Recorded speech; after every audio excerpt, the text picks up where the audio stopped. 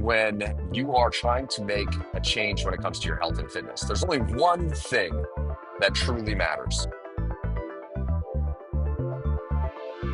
What's up, guys? Welcome back to another episode of the Kettlebell Guys podcast. My name is Coach Grant. I am one of the Kettlebell Guys, and I'm actually, funny enough, I'm in my car headed to my grandma's house right now, who's 94 years old, still crushing it. And that's not the point of this podcast. But anyways, I wanted to hop on here real quick because I had some time alone with my thoughts in the car. And I wanted to talk about an experience that I had yesterday on a sales call with a guy who was interested in kettlebell transformation, who actually ended up becoming a client.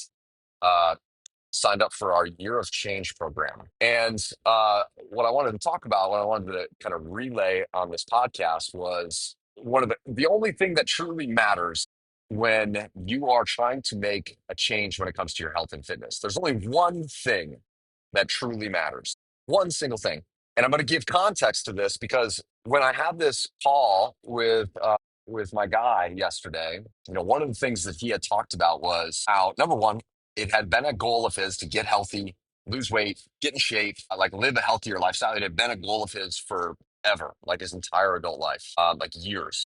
And he had never found a solution that he could stay consistent with. He had never found a solution that he could be just like nonstop. Like, this is how I live my life. I'm working out consistently, eating, more healthy consistently.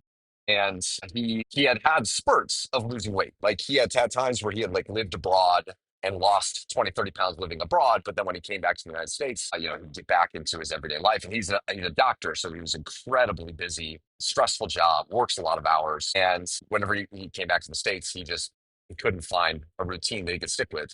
And he said he'd been going to Orange Theory he had a membership for 2+ years. And yeah, he hadn't gone to it in like a year, or he had barely gone to it in a year.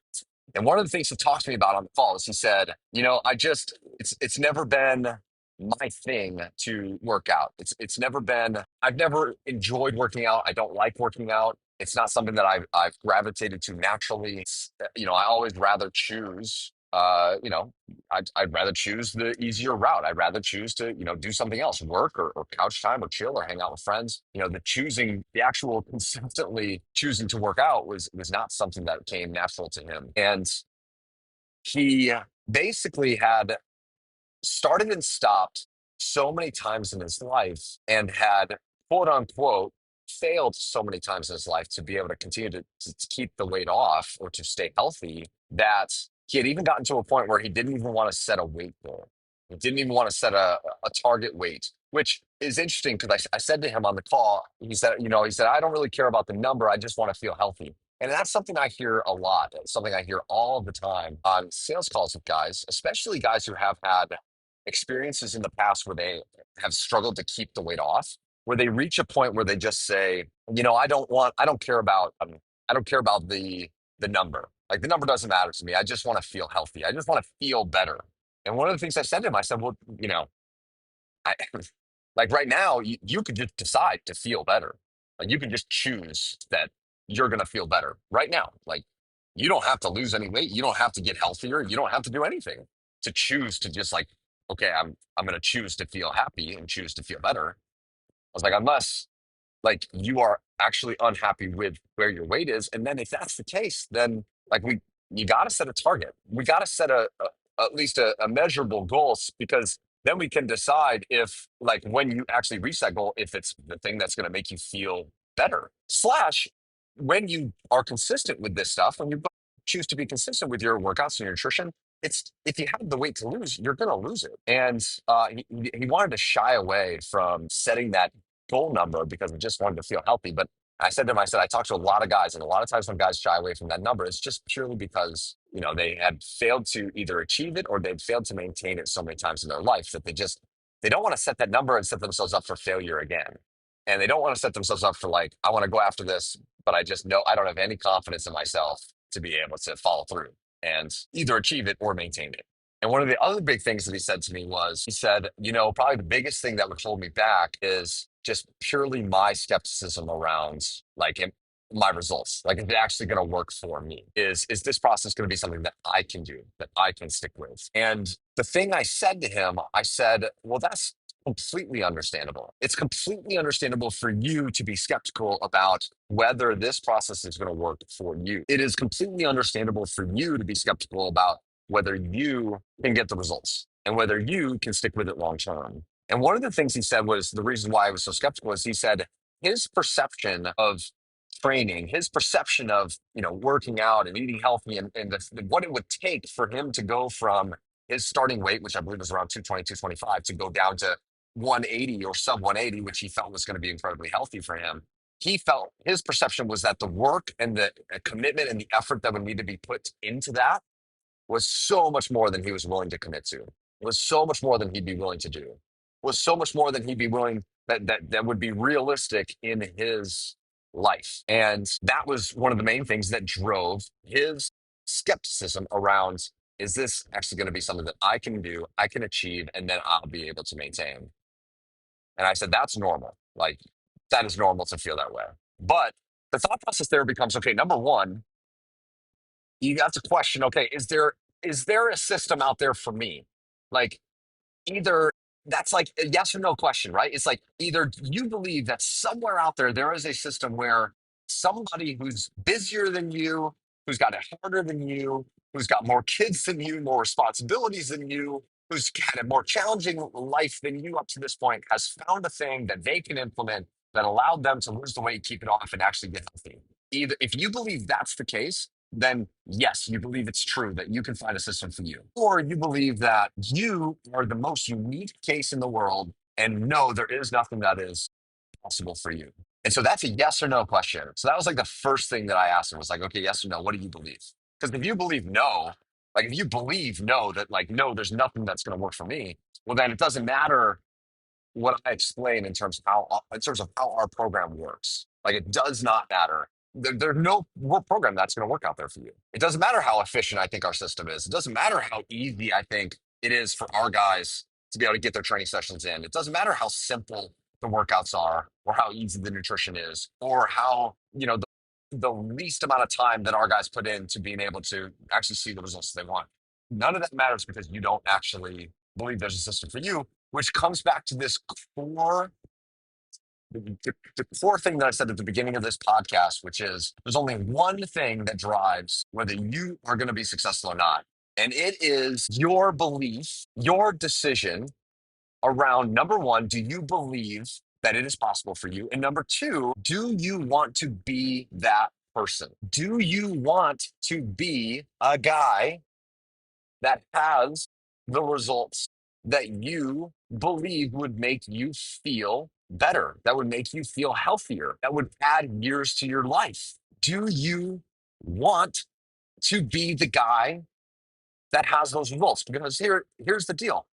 That guy, that version of you, think about this. If you're a guy who's 225 pounds, you want to lose 50 pounds, 40 to 50 pounds, and you feel like if you did that, you'd be a lot healthier. Well, the version of you that's at 225 who maintains a 225-pound body or a 250 or a 300-pound body, that guy does different things than the guy who maintains a 185 or 175-pound body, right?